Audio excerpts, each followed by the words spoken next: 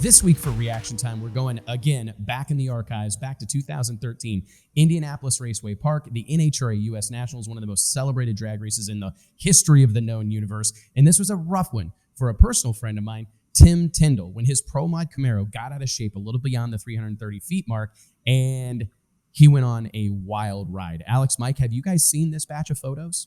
It's definitely, I'm familiar with it. Yeah, I mean, I remember the video. I remember watching it. I remember, the series of photos that came out of it. Just absolutely incredible. Like I can't imagine like the in betweens of that, because you go from it's bad to like it's really bad, like that.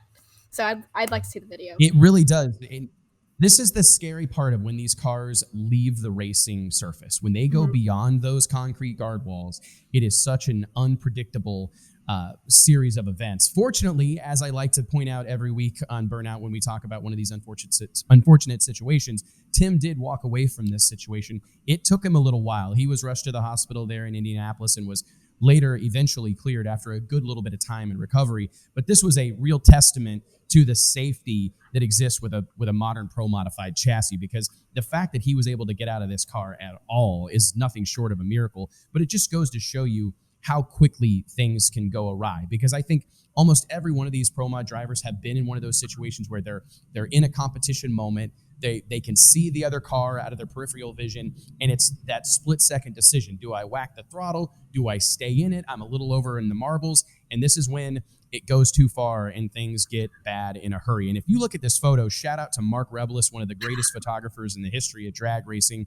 Mark captured this moment. It is, again, a scary moment in time, but an incredibly powerful image. I don't know if you noticed, Alex, Mike, there's a Lexan window flying off. There's a wheel flying out. The fuel cells flying down the racetrack. It's you realize how much stuff's bolted onto these cars in a hurry when it starts flying off.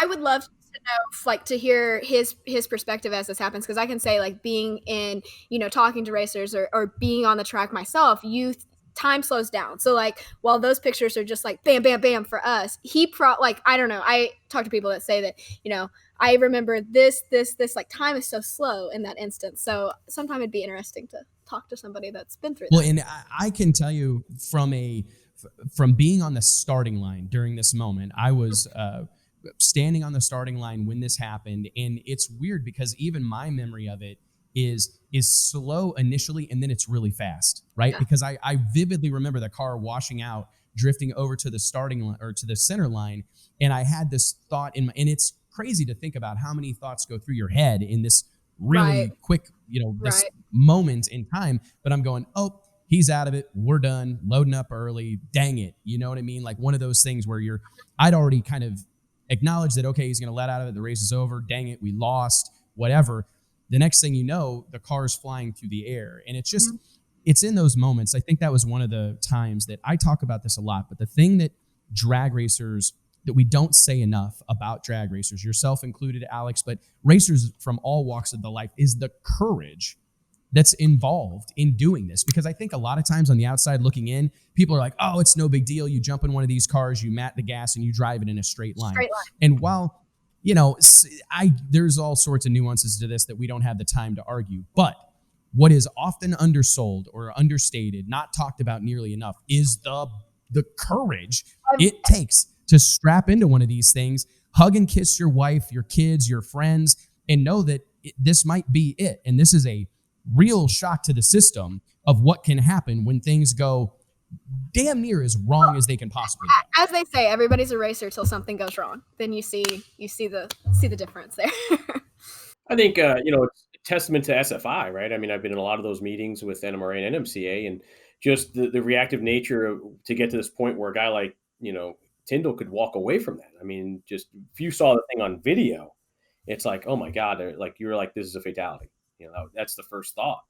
And it's a testament to the safety built into these cars and the preparation these guys have with all the gear, whether it be, head and neck restraints, the cages, the padding, all of it. And it continues to be refined as we learn more and see more. The cool thing about these type of, about that safety thing is that in this moment in time, I think it's finally become fashionable to be that guy with all the stuff. right? I think there was drag racers by and large are cowboys, right?